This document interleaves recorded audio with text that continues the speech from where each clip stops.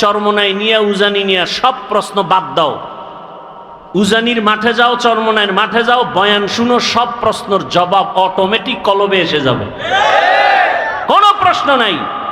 তুমি বসে বসে কাগজ কলমে হিসাব মিলাও, এই সমস্যা। আর একদল হিসাব বন্ধ কইরা আল্লাহর দিকে আগায় গিয়া তারা এখন বহুদূর আগায় গেছে। এরা জিকিরের লাইনে অনেক আগায় গেছে, তেলাওয়াতের লাইনে আগায় গেছে, রুহানি পাওয়ার তাদের এত বেড়ে গেছে, তাদের চোখের দিকে তাকাইয়া কথা বলার সাহস কোনো ব্যক্তির নাই। সারা দুনিয়ার মানুষ বাংলাদেশে বিলবোর্ডে লেখে, দিনকে বদলে দাও, দিনকে বদলে দাও। আর সব উলামায়ে কেরামের মিশন একটা, দিলকে বদলে দাও, দিল দিল। সারা দুনিয়াবাসী কি বদলায়? দিন। উলামায়ে কেরাম কি বদলায়? দিল। দিল বদলাইতে পারলে দিন বদলে যাও বলতে হবে না, অটো দিন বদলে যাবে। এই দিলকে বদলাতে হবে। রসুল দুনিয়াতে আসছেন মক্কা নগরীতে এসে, দিন বদলায় নাই। কাফের মুশরিকের কি বদলাইছেন? দিল বদলাইছেন। যে কারণে তরবারি নিয়ে রসুলকে হত্যা করতে গিয়েও 27 বছরের যুবক কালেমা পড়ে মুসলমান। নাম কি? কেমন মুসলমান? যে শয়তান দেখলে ভয় পায়। আমরাও মানুষ, তারাও। আমরা কেমন মানুষ? বাঘ দেখলে ভয় পাই, ঠিক নেই? আর উজানির কারি ইব্রাহিম কেমন মানুষ? বাঘ তাকে ভয় পায়। সেও মানুষ, আমরাও মানুষ, ব্যবধান আছে না নাই? আমরা সাপ দেখলে ভয় পাই, আর তারা কেমন মানুষ যে সাপ তাদেরকে ভয় করেছেন। আমরা বাঘ দেখলে ভয় পাই, আর তারা কেমন মানুষ যে বাঘ তাদেরকে ভয় করেছেন। বাঘকে বলে, এই বাঘ, আমি এখন এই জঙ্গল কেটে বসবাস করব, তুমি তোমার অন্য গন্তব্যে চলে যাও। বলতে দেরি, বাঘ তার বাচ্চা কাঁধে নিয়া কুমিল্লা জেলার একটা থানা আছে, লালমাই থানা। লালমাই থানাতে আছে একটা পাহাড়, ডাইরেক্ট বাঘ ওখানে চলে গেল। কুদরত কার? সেই কথা শুই না একদল ভালো মানুষের চান্দি গরম। এটা কেমনে সম্ভব? এটা সম্ভব কেমনে? দিন বদলে গেলে হবে না, দিল বদলে গেলে সম্ভব। আপনাদের এলাকায় গরু দিয়া হাল চাষ করে না? যারা চাষি গরু দিয়া চাষ করে, এরা বিয়ে পাস, সাধারণ মানুষ, মোটামুটি ফাগরিওয়ালা না বিড়ি টানে? বিড়ি টানে, নামাজ নাই, দক্ষিণ পশ্চিম চিনে না। এই মানুষগুলো যখন গরু দিয়া চাষ করে, এরা যখন গরুর সাথে কথা বলে, সত্যটা স্বীকার করেন, তখন গরু শুনে তাদের কথা। গরুকে যদি বলে দাঁড়াও, গরু দাঁড়ায়নি। ওই মাদবদীর বিচক্ষণ জ্ঞানীরা শুনো, একজন মাঠের চাষির কথা গরু শুনে, গরুকে যদি বলে ডানে যাও, যায়নি, বামে যাও, যায়নি। একটা চাষির কথা যদি গরু শুনে, একজন তাকওয়াওয়ালা আল্লাহওয়ালার কথা বাঘ শুনবে না কেন? তোমার দিল বদলাতে হবে। আইও, কি বদলাতে হবে? দিল বদলানো। আল্লাহওয়ালাদের সামনে বসো, আল্লাহ হেদায়াত দান করুন। তো আল্লাহ যাকে ভালোবাসেন তাকে তাফাক্কুহ ফিদ দ্বীনের মাকাম দান করেন। দিনের জ্ঞান না দিনের বুঝ? দিনের জ্ঞান অর্জন করা আলাদা, দিনের বুঝ পাওয়া আলাদা। দেখেন, আমরা এখানে সবাই একটু আগে বলছি আমরা এক আল্লাহর গোলাম, সবাই মুসলমান, কথা ঠিক? আপনার আমার আল্লাহ, নবী, কাবা, কালেমা, ধর্ম, কোরআন এক। তা আপনাকে বয়ান করতে হবে কেন? বয়ান তো তাদেরকে করব যারা আল্লাহ চিনে না, নবী চিনে না, কোরআন বুঝে না, হাদিস বুঝে না, আখেরাত চিনে না। আপনি আল্লাহ চিনেন, আপনার আমার আল্লাহ এক, নবী এক, কোরআন এক, আপনাকে বয়ান করব কেন? বরং বয়ান করব কেন না, আপনার পেছনে ঘুরতে ঘুরতে কুত্তার মতো পাগল হয়ে গেছে, ঘুম নাই, খানা নাই, সব আলেমরা পেছনে আপনাদের। হিন্দুদের বয়ান করবে এখন, আপনাদের পেছনে সময়, কিসের বৃষ্টি আর রৌদ্র, আপনাদের পেছনে সময়। একই আল্লাহর গোলাম। আমি কেমন মানুষ, টুপি খুলতে চাই না, লজ্জা। আপনি কেমন মুসলমান, টুপি দিতে চান না, লজ্জা। টুপি দেওয়া লাগে, এটা বুঝেননি? টুপি দেওয়া লাগে না, লাগে না? বুঝে দেয় না কেন? জানে টুপি দেওয়া দিলে ভালো, দেওয়া লাগে, মুসলমান হিসাবে দেয় না কেন?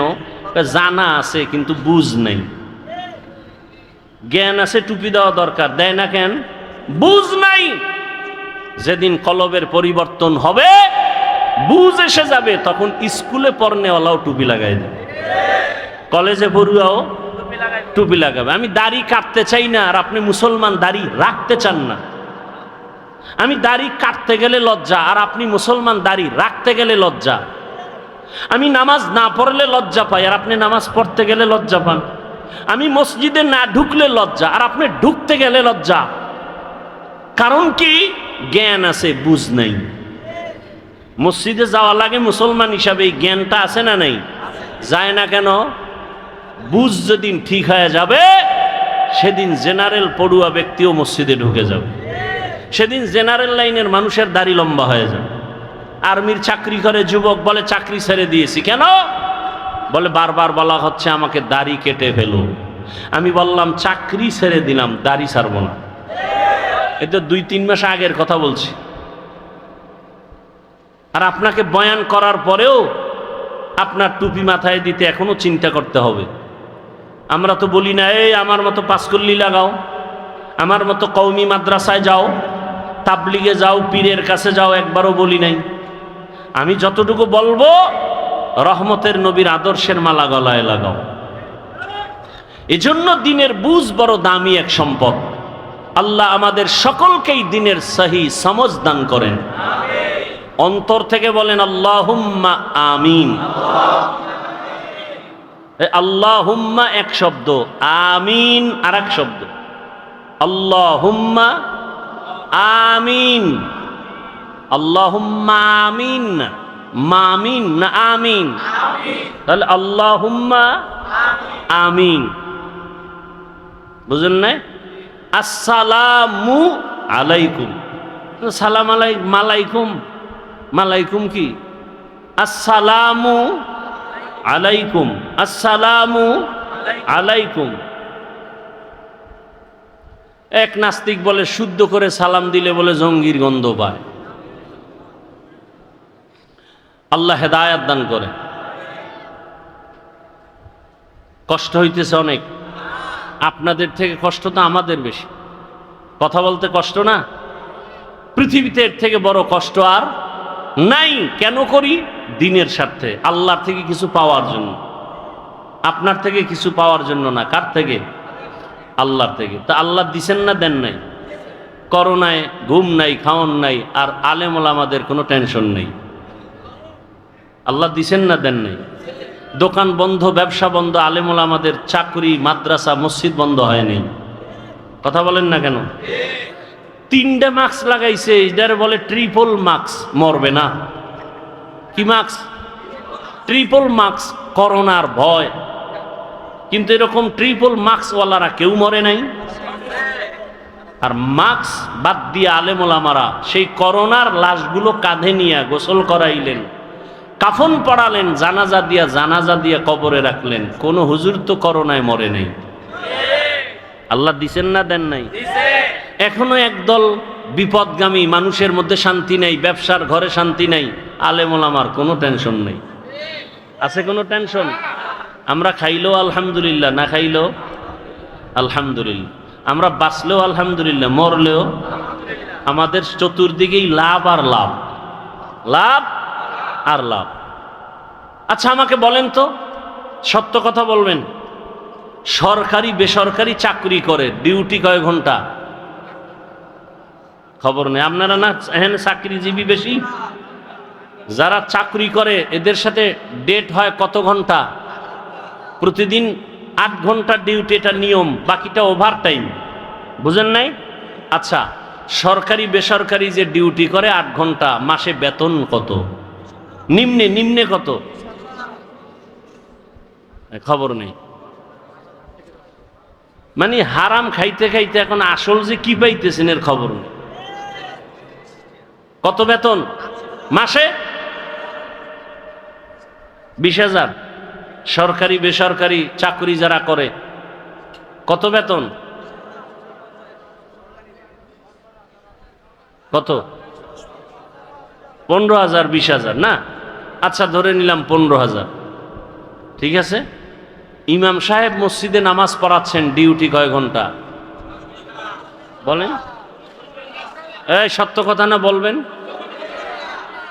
আমাদের দেশের আলেম ওলামারা মসজিদে যারা দায়িত্বে আছেন কয় ঘন্টা ডিউটি? বেতন কত?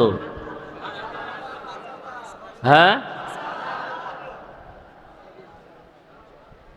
গ্রাম এলাকায় তো আরো কম, শহরে একটু বেশি। কথা ঠিক? এর থেকে জুলুম জমিনে আর কি হতে পারে বলেন তো? এর থেকে আর কি জুলুম হতে পারে আলেমদের সাথে? অথচ ওলামায়ে কেরাম এই জাতিকে যা দিয়েছে পৃথিবীর কেউ দেয় না।